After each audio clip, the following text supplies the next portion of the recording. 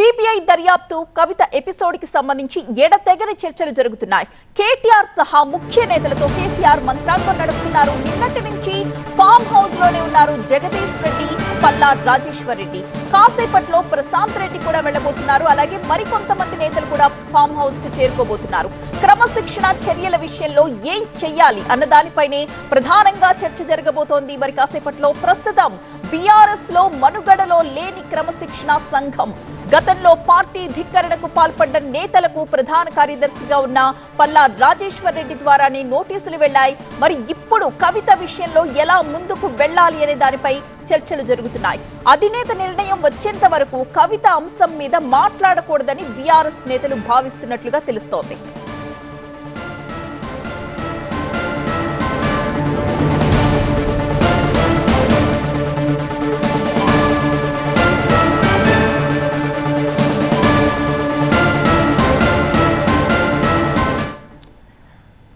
మా ప్రతినిధి రాకేష్ సిద్ధంగా ఉన్నారు లైవ్ లో. రాకేష్, ప్రస్తుతం ఫామ్ హౌస్ దగ్గర ఏం జరుగుతోంది అంటే, నిన్నే కవిత చేసిన వ్యాఖ్యలకి ఏదో ఒక డెసిషన్ తీసుకుంటారు అని అనుకున్నాం, కానీ ఇంతసేపటి వరకు ఎలాంటి చప్పుడు లేదు. ఏం జరుగుతోంది?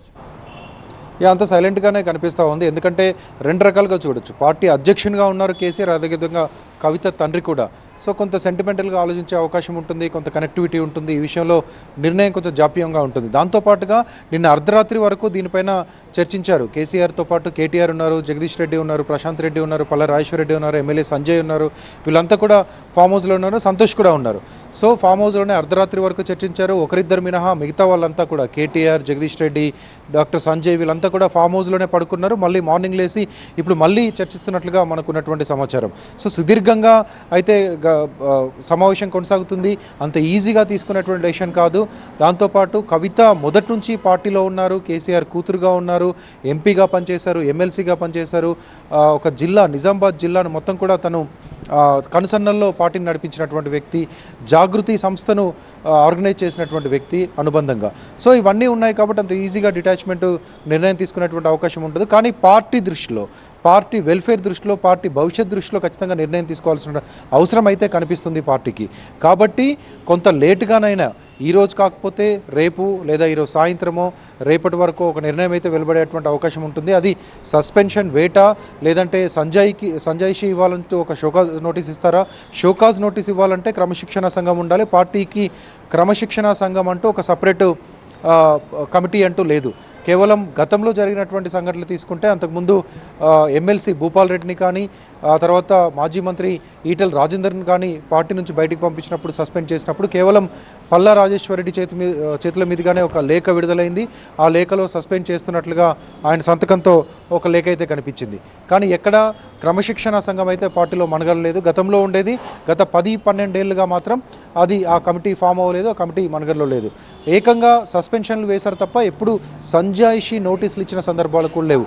అంతకు ముందు కూడా పార్టీ ఉద్యమ కాలంలో కూడా ఆలే నరేంద్ర అప్పుడు సెక్రటరీ జనరల్గా ఉన్నారు, పార్టీలో నెంబర్ 2 పొజిషన్లో ఉన్నారు. ఆయన కూడా డైరెక్ట్గా సస్పెండ్ చేసి బయటకు పంపించేశారు. విజయశాంతిని కూడా సస్పెండ్ చేసి బయటికి పంపించారు.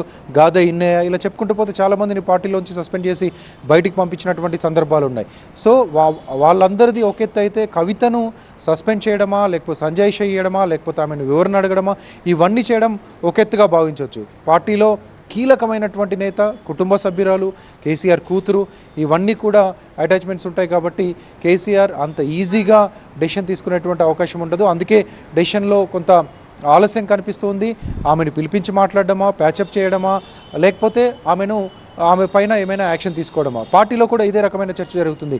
ఈ గందరగోళం ఎందుకు, ఈ కన్ఫ్యూజన్ ఎందుకని కార్యకర్తలు మాట్లాడుకుంటున్నారు. దాంతోపాటుగా కేసీఆర్ ఆలోచన ధోరణి కూడా మనం అర్థం చేసుకోవచ్చు. కొంత సెంటిమెంట్ ముడిపడి ఉన్నటువంటి అంశాన్ని మనం అర్థం చేసుకోవచ్చు. కానీ కవిత చేసినటువంటి వ్యాఖ్యల విషయంలో పార్టీ నేతలు కానీ, కార్యకర్తలు కానీ కొంత డిసప్పాయింట్గా ఉన్నారు.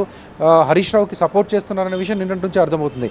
అఫీషియల్గా సోషల్ మీడియాలో పెడుతున్నటువంటి ట్వీట్స్ కానీ, లేకపోతే ఆ ట్వీట్ని వరుసగా నేతలంతా రీట్వీట్ చేయడం కానీ, తాజాగా కేటీఆర్ కూడా రీట్వీట్ చేసి దానికి సపోర్ట్ చేయడం కానీ, ఇవన్నీ చేస్తుంటే ఖచ్చితంగా కవిత పట్ల కొంత వ్యతిరేకత పార్టీలో ఉందనే విషయం మాత్రం స్పష్టంగా అర్థమవుతుంది. ఏం యాక్షన్ తీసుకుంటారు, యాక్షన్ తీసుకునే ముందు ఏ అంశాలని పరిగణలోకి తీసుకుంటారు, ఎప్పుడు యాక్షన్ తీసుకుంటారు అనేది కొంత వెయిట్ చేయాల్సినటువంటి అవసరం అయితే కనిపిస్తుంది. Right, thank you Rakesh.